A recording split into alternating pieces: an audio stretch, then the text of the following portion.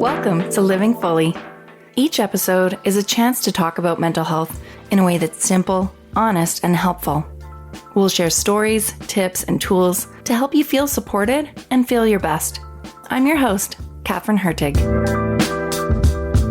Social media. It helps us stay connected and express ourselves. But it can also quietly chip away at our confidence, especially for teens and young adults. In this episode, we're talking about social media and the impact it can have on teen mental health and self-esteem, why online comparison is so hard to avoid, and what the pressure of likes and followers can do to our sense of worth. We'll also explore how to recognize when social media is doing more harm than good, how to set boundaries that actually stick, and ways to support healthier digital habits.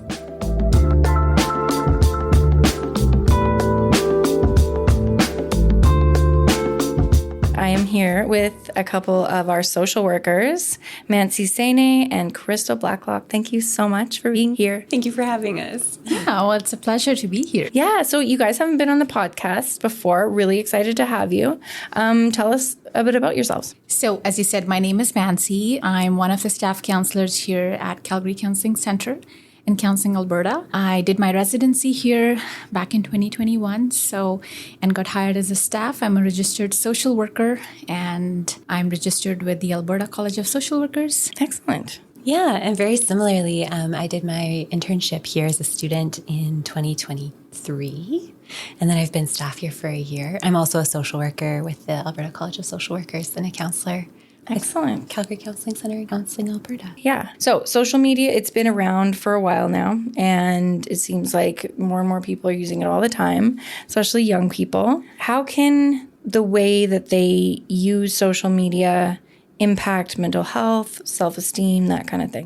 Yeah, I think it's interesting because I feel like there's so many ways. I mean, comparison is such an obvious one, I think, that we talk about a lot. Yeah. And I think we can say more about that. But I think what actually affects the most is the opportunity cost. So what they're missing out on by using social media so much. And how that affects people's self-esteem. Oh, what they're missing out on as in like what they could be doing instead of being on social media. Like all the time that's spent on social media that would otherwise be spent doing other things. Right. Engaging with people in real life, building a tree fort with your brother, like whatever that happens to be. Yeah.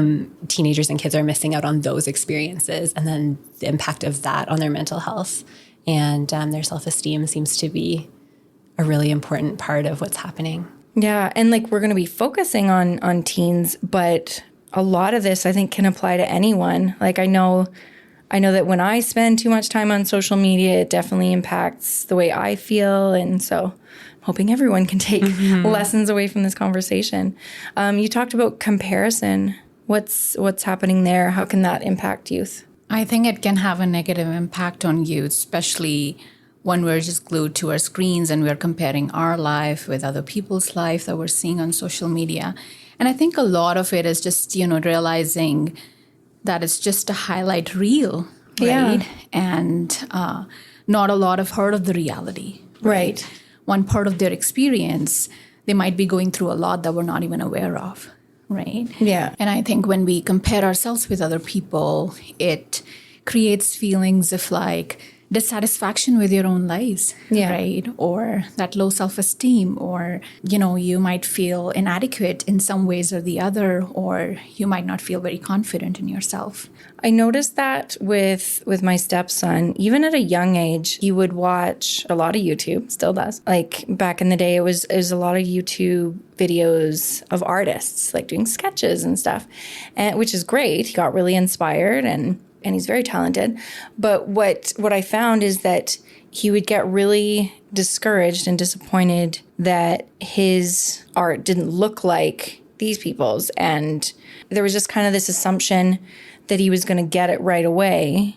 He was going to excel at this right away like these people did. But yeah, you're only seeing the end result. You're not seeing the hours and hours of work that go into building that skill. Yeah, I think that whole idea and trying to understand that different people have different lives and different experiences, and my experience can look very different from other people's experiences. And we all have strengths and weaknesses, right? So instead of comparing yourself to other people, how we can see, like the growth that we have made over the years for ourselves. Yeah. And why is it so easy for us to compare ourselves to others online? Even when we know that what we're seeing is just a highlight reel. Like we can go in thinking like, I know this is, we're not seeing them on their bad days, but we still are like, no, their life is better than mine. Mm-hmm. Why is that so easy? I mean, even without social media, I feel like part of our nature as humans is that we do compare ourselves. And there's a lot of conversation, right, about comparison being the thief of joy and all of that. Yeah. But reality is that we do, like there is a tendency that we have to compare ourselves. And what tends to happen is that, we're always monitoring like ourselves against whatever standard we have. Right. Mm-hmm. And when that we see ourselves not meeting it, then anxiety kicks in to help us like come back up to that standard of performance, like whether it's at a job or whatever it happens to be. But social media then like just there's an explosion of things you can compare yourself to now. Yeah, there's so much. Yeah, like before maybe your stepson would only be able to compare himself and his art to his classmates or like an older sibling or something like that, where now there's endless experts and people who are posting that we can compare ourselves to. So I think comparison is kind of a natural thing that happens and can be a helpful thing to motivate us to improve. Yeah. A certain amount of comparison is okay. And then social media just exploits that in ways that heightens that anxiety in a way that's not helpful. Yeah. Yeah. And how can social media and the type of content that teens are consuming on social media and the way that they use these platforms, how can that kind of shape the way that teens see themselves? I think it can have a both positive and a negative impact depending on the usage. Like social media is a significant part of our lives and it's not necessarily a bad thing, right? Yeah. Like it gives you a platform where you can foster connections with people. You can show your creative side as well, right? But if the use is excessive, then that's where it gets problematic. Okay. Right. So I think monitoring the usage and how much time are you spending, what are we doing with the content that we're consuming, how this is impacting us in terms of your mental health and physical health, I think are some important considerations to think about. Yeah, I think it's, tying back to the comparison thing too. Yeah. The other thing about social media is it gives a very clear platform for judgment, right? It's like you're putting something out in the world and you might get a lot of likes or you might get negative comments or you might, there's a lot of risk associated with that, but it's not necessarily risk that you can have any kind of control over the outcome. And so I think there's a lot of fear sometimes for people posting, but then also a lot of pressure to have to post. I've read a lot of research about how it specifically affects girls and the ways that social media use is different for boys and girls and how that affects girls specifically, and especially like body image, self-esteem. Mm-hmm. There's endless comparison. It's not just like the magazine models in the grocery store checkout anymore, right? Who are adult strangers. Now it's like the girl in your class posting photos of her in her bedroom. And like maybe you've been in that bedroom and you like know what that looks like. Yeah. And she's your peer. And then she's able to post like, it could be edited photos and stuff too, but it's still her and you recognize that. And so that has a huge impact on girls and their self-image. Yeah, I read an article too, and it seems like research indicates that there is a relative higher concern of harm among the girls as opposed to the boys. And they struggle more with like distorted sense of self or body image issues, cyber-related bullying, depression, things like that. And I was curious about it. And, this is like interesting for me to read that it affects the teenage girls more than the boys. Yeah. It makes me think of this book that came out recently, The Anxious Generation, the author Jonathan Haidt. Haidt. Yeah, it's kind of scary to think about that we kind of don't have a lot of control over is really impact the mental health of our kids, basically. Mm-hmm. One thing that struck me also when I was reading that book was he compared it to like cigarettes, like 100 years ago, and how we didn't know the impact of it, right? people were just smoking and kids had access to it and there was no regulation. And as the information has come out about what smoking does to your health, of course, like as communities and as a society and as individuals, we've made choices about how we want to handle that.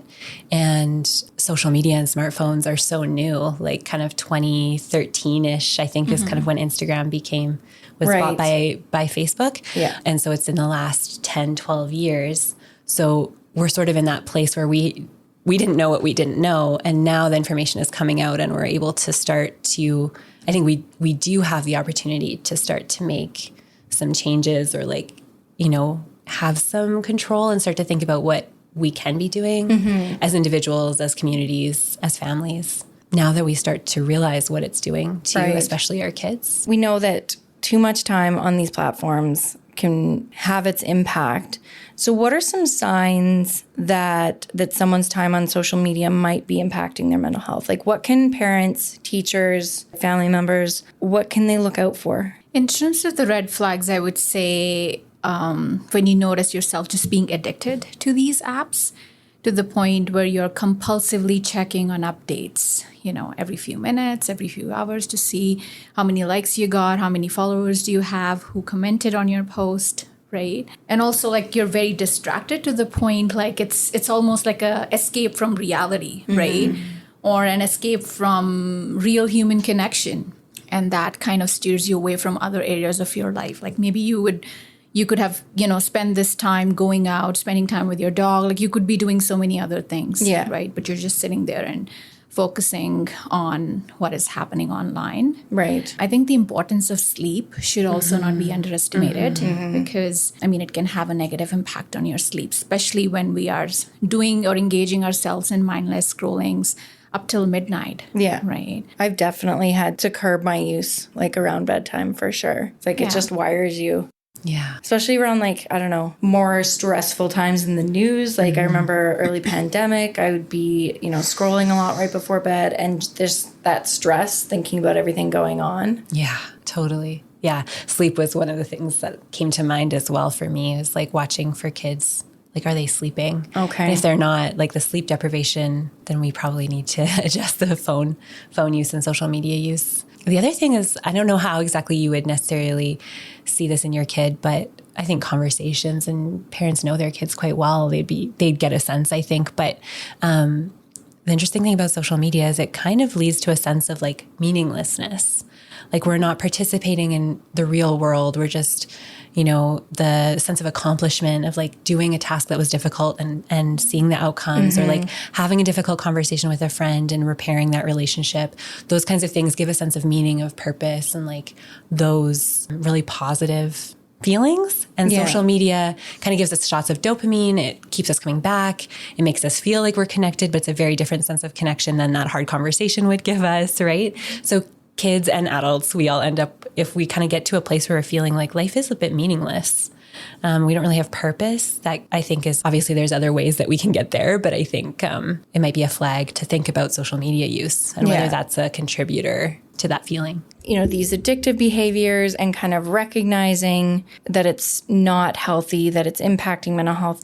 The brain of a teenager, are they able to discern that? Are they able to recognize like that social media might not be a great thing? It's hard to recognize it in the moment, but over time, sometimes we notice these patterns, right? And these themes that, oh, I've not been sleeping well for a couple months, right? Yeah. And now I feel more tired and exhausted the next day. And this is impacting my focus and concentration at school. And, you know, like I'm getting behind on my studies as well. So I think over time you notice the difference, but it's hard to catch on it like right away. Yeah. Right. But as parents, I think, you know, we can see what's happening with our kids, you know, how they're feeling about it and how their routine has been, right? But I think as a kid, it's kind of hard to just catch it like right away on your own. Yeah. Yeah. I feel like I don't think kids can see that. I think, you know, the pull of like being part of your friend group and your peer group and not missing things and not being, you know, staying cool. It's really important at that stage in life. And so, I don't think that. And their brain is still developing and the algorithms are created to keep them on their phone. So they're fighting against like very refined processes to keep them using their phone. And I mean, as adults, we feel that too. And we have more of that like executive function to be able to make the decision like, okay, I need to put my phone away and go to bed, or I need to do my homework or whatever it is. So I really think kids, we're doing them a disservice by expecting that they're going to be the ones who are going to have the full ability to make those decisions. And I feel like it's difficult for parents and kids, but like for me, I see it's a no-win situation, because either you really restrict and monitor and regulate a child's social media use, but unless their whole circle is kind of on board, there'd be that feeling of missing out. Does that make sense? Yeah, it really does. Yeah. Yeah, I think there's a lot of peer pressure around it, right? Yeah. To be using these apps to post regularly, to know what's happening in other people's life. And I think, as you said, we need to create that culture even at home, So if there are rules needs to be followed even by the parents. Yeah. Right? Not just the teenagers, because sometimes then they feel, it's coming from a position of like authority or discipline. Yeah, I remember my stepson, he wanted to get the app Snapchat because all his friends had it. And I made him write an essay to outline how he would use it and be safe. Good for you. I don't know if it helped at all. But he did say the other day, like, because he's been pushing his parents for Instagram. Okay. And he's like, well, I don't know. If I have to write another essay, I don't want it. Like, okay, good. Yeah. Yeah. So, I mean, I'm sure we'll get into this more, but what do parents do? And when do they start? And how do they kind of tackle this? I think as a parent, we need to think about like what specifically about these social media apps can negatively impact my teen. And also in terms of like at what age do I want it to start giving my kid access to phone or access to internet? Is it necessary, right? What are they going to do with that? Right. Because once they have access to it, it's hard to kind of see what kind of content they're consuming or what they're exposed to. Yeah. Sometimes that's not even intentional. Yeah, you can definitely go down some rabbit holes there. Yeah. I kind of want to pull back to what you said earlier, Mansi, about parents kind of modeling for their kids what they want, right? sure. So I think that that's such an important starting point. Like, what kind of relationship do you want your kid to have with their phone? And then how do you make sure that you're modeling what that looks like so that they can see that? Because kids will do what we do, not what we say. Does that maybe not end, but does it sort of not happen as much at a certain age? I'm just kind of thinking like at 13, 14, Right. my stepson doesn't, well, for me and his dad, like he doesn't want to follow what we're doing. We're very uncool. No, and I think that like explicitly they might say that they don't want to be like you, but like they're always absorbing that, and you're still the model of what an adult is, and you're the person that they see on a day-to-day basis and what is normal for them. And as their brain's developing, that's the image they have of what they see as normal and healthy. It's just what they know. And so what we can present for them, what parents can do to model that for their kids is always beneficial, even when they're a teenager and might say they don't want to be like you. Yeah. And I feel even sometimes like normalizing it as a parent, that sometimes as a parent also like you resist putting down your phone, or like avoid that mindless scrolling that you do, because it's like a global thing, a global issue that we all are struggling with. Yeah. So kind of saying that it's hard for you as well. Yeah, just normalizing it, and just validating that feelings that there are times when we struggle with it. Yeah, absolutely. And I think even what you give them. So, there's a difference between having a watch that can like receive messages or a phone that can receive messages and having access to a full smartphone and Instagram and all of the social media apps. And when is what appropriate? Yeah, I think. I read the concept of like having a dumb phone or just like a cell phone that, doesn't have access to all the apps or internet or whatever, I remember that's what I grew up with, is just like a really basic phone. I've heard this argument lately, about having, like you said, a dumb phone, and like how long it takes to text people, because you just have those buttons and you have to text something or press a button 3 times to get a letter. Yeah. Maybe starting with that and kind of opting for a device later on and adding more apps to it once your child matures.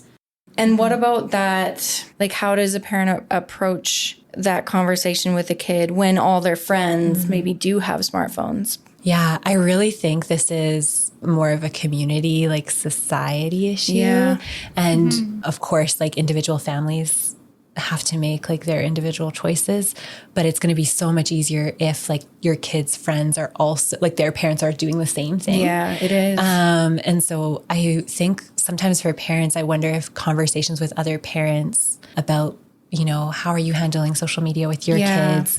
How can we like come together and band together as parents and as like small communities, groups of friends, like even schools, and start to kind of create this like new norm.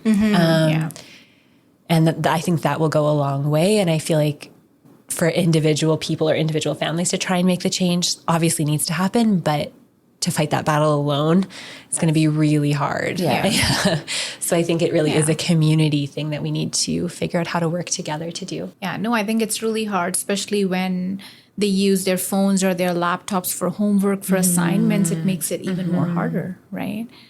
And I think Jonathan Haidt in this book talks a lot about what other institutions can do, in terms of like overall change, because it's hard to do that. There needs to be like structural change for this. Right. I know that, that a lot of schools are kind of regulating phone use, which I think is great.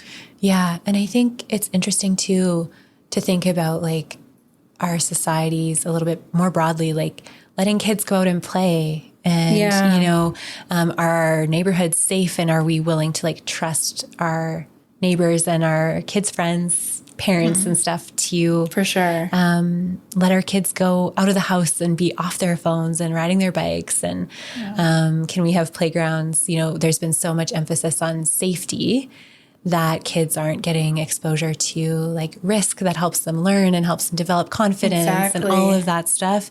So how do we, even on a city level, like advocate for playgrounds that are a little bit more risky than, put the merry-go-rounds back in maybe. That could be a whole other conversation. Yeah. Yeah. So, maybe the social worker in me is coming out a little bit. So kind of going back to that comparison and pressure that we can feel like looking through social media, what's going on mentally when teens scroll through their feeds and maybe feel like they're not measuring up? I think dissatisfaction with their own lives. And sometimes that also leads to like low self-esteem for them, a lot of negative self-talk, self-blaming behavior, not feeling adequate enough like for the things that they're doing, or like low self-confidence, not feeling confident in their relationships, in the work that they do. And then how can someone kind of shift their mindset if they're stuck in that loop of comparing themselves to everyone that they see online? I think for me, a big part of that is like validating your feelings rather than brushing them off. But also taking a step back from your feelings and challenging some of those negative thoughts that might come up for you, and reframing them in a way that helps you give a neutral or like a different perspective to look at the same situation. Do you have an example of like that challenge and reframe? Yeah, like, maybe just telling yourself that what you see in this reel is just one part of their lives. You don't see their full life. They don't see your full life. Right. Right. And they may be going through a lot that you're not even aware of. Right. So what you see is part of the reality, but that's not showing you a full picture. That's one way to neutralize that negative thought. Mm-hmm. I wonder also if like in person or even just messaging like a friend and being like, hey, like, I'm having this thought. I've been on Instagram for a while and like, I really feel down. Like, does that ever happen to you? Yeah. And like expressing that to other people, because I think all of us experience that. And totally. Then you get the validation from another person, and you get like the social connection in a meaningful way from another person. So that's something that I think if you're able to recognize it, catch it and be like, oh, I'm feeling this way, to, like Mancy said, think that through for yourself, but also to express that to others and have that externally validated. And then you can support each other too and remind each other of those things, because it's easier to remind your friends than it is to remind yourself. Exactly. Yeah. I know, like, when I have negative thoughts, it's like you feel very alone in that. Like, you know, this thing, I think this thing about myself, and I'm the only one that feels that way. I'm weird. I'm different. Yeah. So if you can, like, talk to people you care about, what's that term? Normalizes. Yeah. It normalizes it. But then also, you get a friend coming back to you and be like, no, it's actually not true. Yeah. Yeah, and there's nothing wrong with you right now, you know, that you're thinking this way. It's just, you know, just having that sense of community, that you're not alone in this and you're not the only one kind of struggling with this. So we know that a big part of social media is, like you said, that those little dopamine hits, you know, the likes, the follows, that kind of thing. What kind of pressure can that put on a teenager? And then what can they do to kind of detach from that a little bit? I mean, I think dopamine is like a chemical that keeps us coming back for the same thing. Like, it doesn't necessarily give us a sense of satisfaction. So when you get a hit of dopamine after watching a reel, or when somebody likes your post, or when somebody comments on your post, what that makes you do is want to do the same thing again to get more. And so it kind of keeps you in a loop of, I post, I get likes. And then kind of once the likes on that post run out, now I have to post again to get more likes. And you're always kind of in this cycle. And I think it's hard for teens. Like, like we were saying earlier, I don't know that they have the capacity fully to recognize that and step out of that. I think as adults, that's really hard to do. Yeah. And so I think the question is a little bit like, for parents, how can they support their teens to be able to step away from that? Okay. And I wonder if something that can be really helpful is like just structures and routines that are in place and in the home. Like, you know, when we eat meals, we don't have our phones, like just designated times that are phone free, social media free.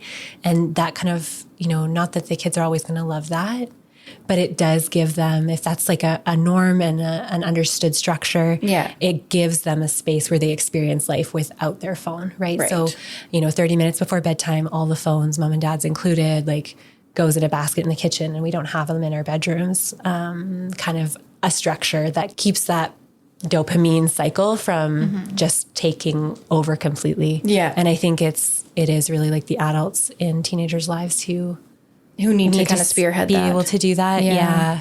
I was personally struggling with it too, you know, the mindless scrolling before bedtime. And I intentionally kind of set a limit of like keeping my phone away at least 1 hour before the bed. Yeah. And I noticed that drastically improved my sleep cycle. Did it? Yeah. I gotta try that. Oh my gosh. Can conversations around how social media works, like the algorithms, you know, how they're set up to keep you hooked, you know, how the likes give you that dopamine hit and kind of, the science behind that. Can conversations with your teen around that stuff help them to kind of recognize what's going on, help them have a better relationship with screens and social media?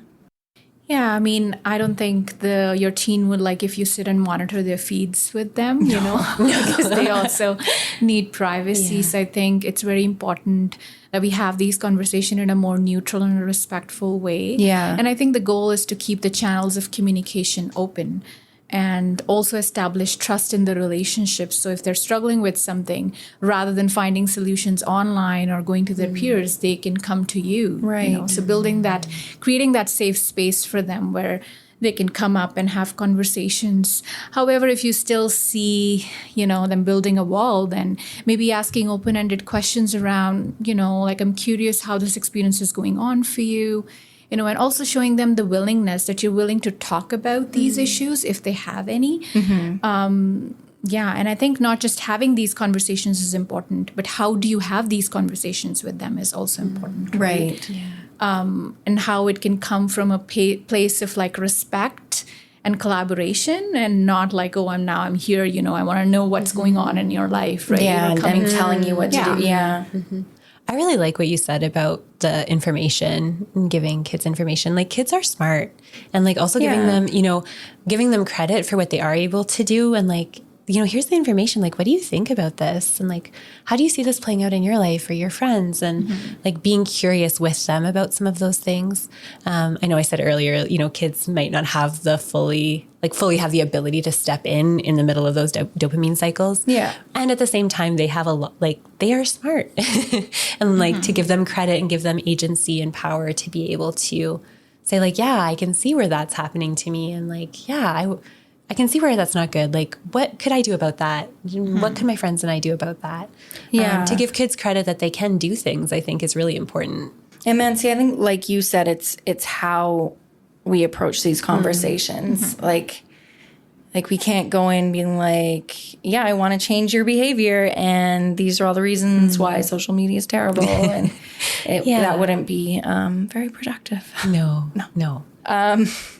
With so much of life happening online, I mean, not just for teens, how can teens and young adults set healthier boundaries with their screen time? And how can parents help them with that?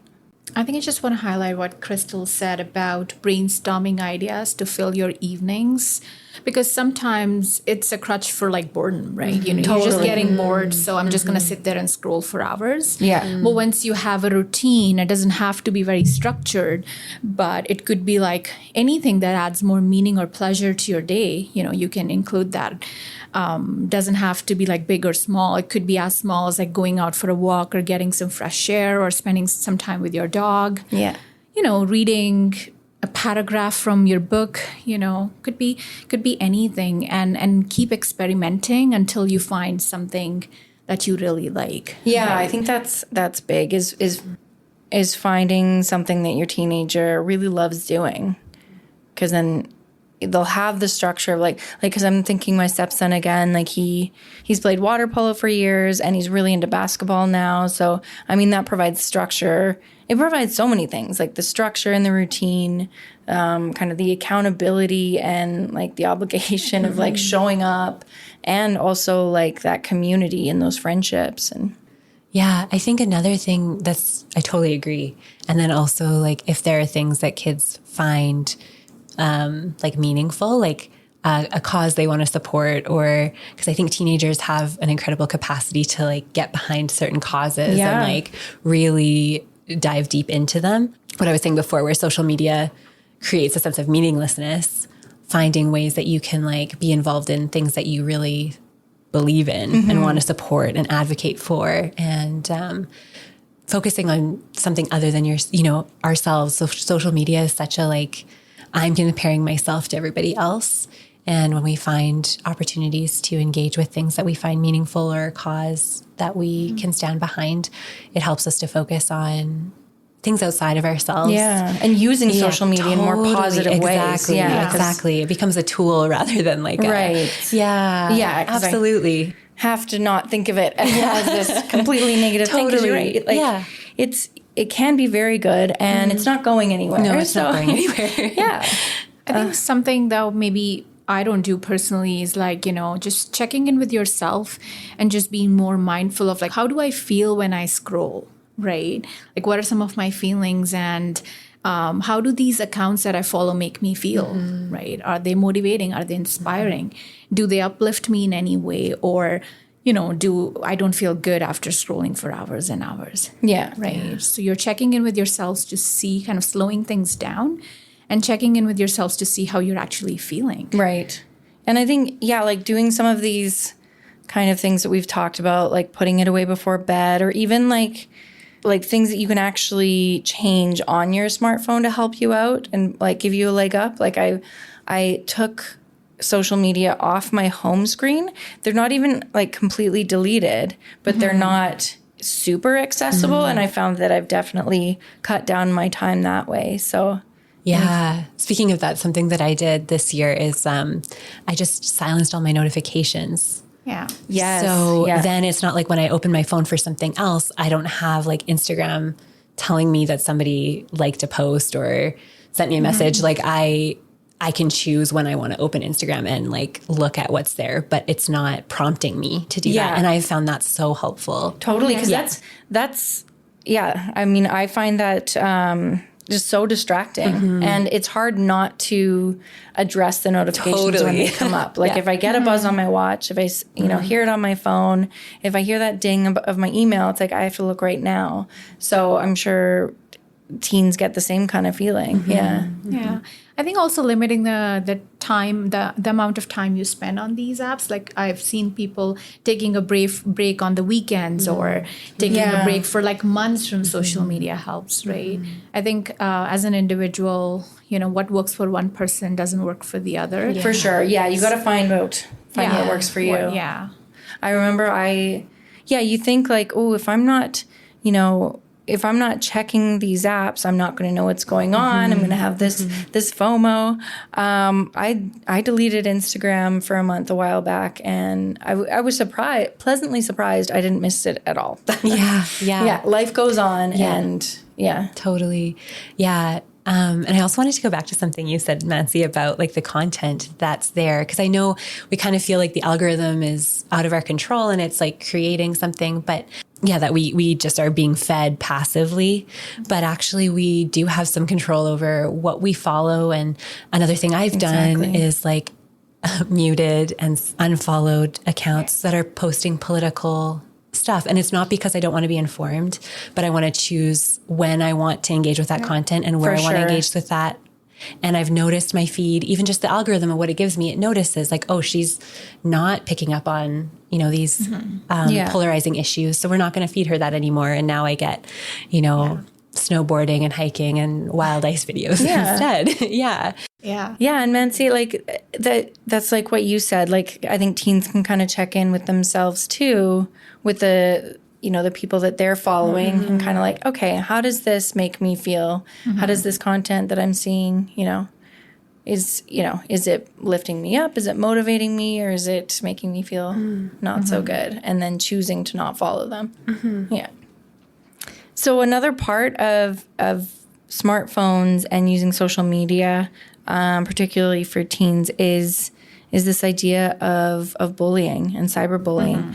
I remember years ago I watched this documentary about bullying for kids and teens, and the change that happened with the internet.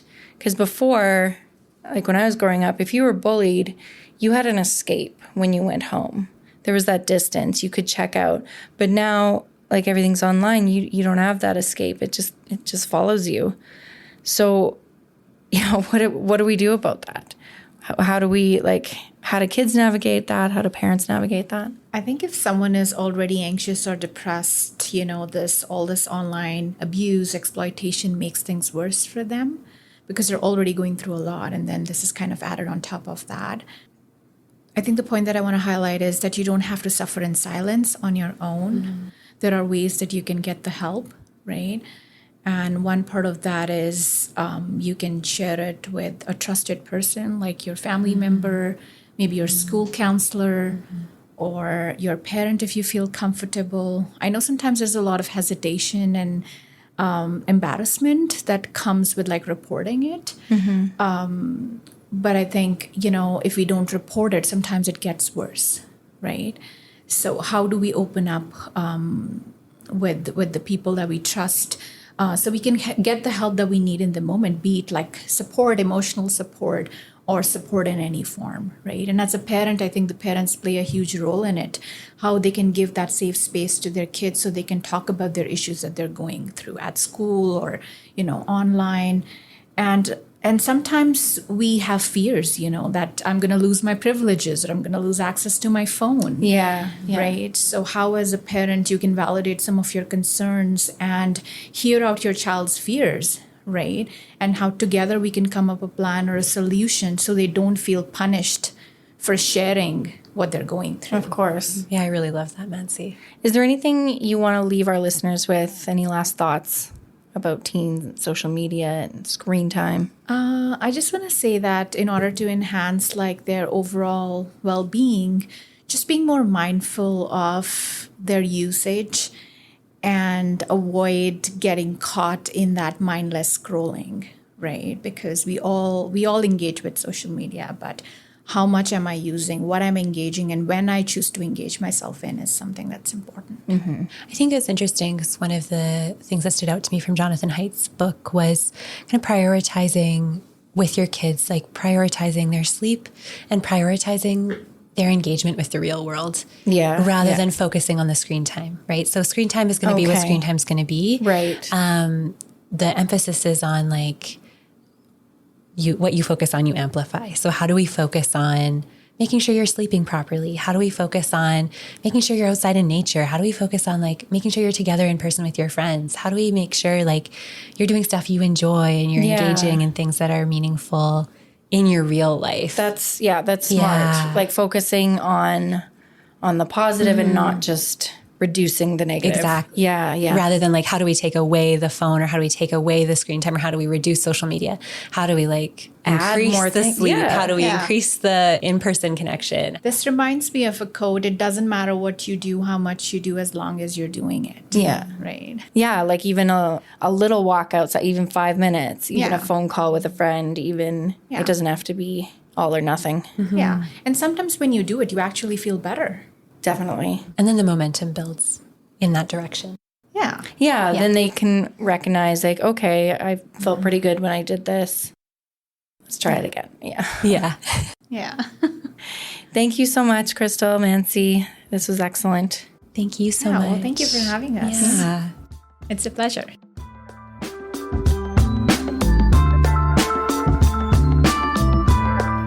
You've been listening to Living Fully, a Calgary Counseling Center podcast.